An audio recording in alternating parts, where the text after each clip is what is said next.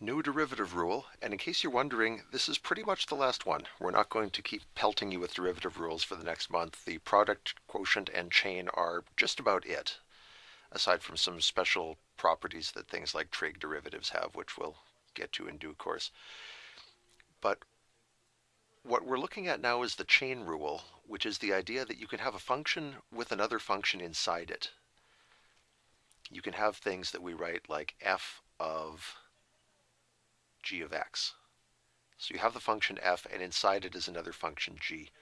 And the chain rule tells you when you do the derivative of something like this, what you get is f prime times g prime. You do the derivative of the outside layer times the derivative of the layer inside it. And if there are many layers, you get a whole chain, hence the name, of derivatives all multiplied by each other. My dumb analogy for this is if you found a box and we told you to differentiate this, you would write the derivative of the box. Then you would take the box and throw it away. And inside it, and then you'd look inside and see what was inside that box anyway.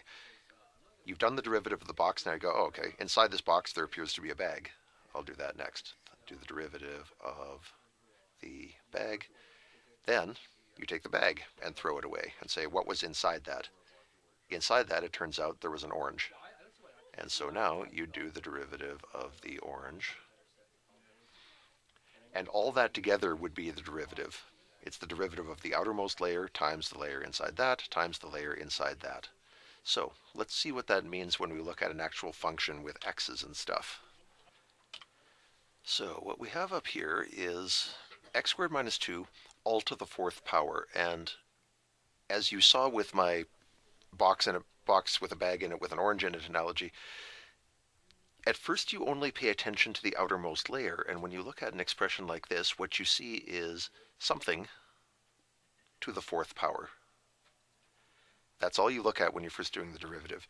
And so when you begin the derivative, df dx, your initial step, all you're concerned with is the derivative of this part. You do 4 times whatever's in those brackets to the third power. And what's in the brackets is x squared minus 2. Then we peel off the fourth power, and now we pay attention to what was inside it, the x squared minus 2, and we do its derivative. So we have 4 times thing to the third power, and now we do the derivative of the thing. We do the derivative of x squared minus 2, which is simply 2x. Okay, so change colors here. 4 times gray box to the third power, and then you step inside, so to speak, and do the derivative of whatever you find in there.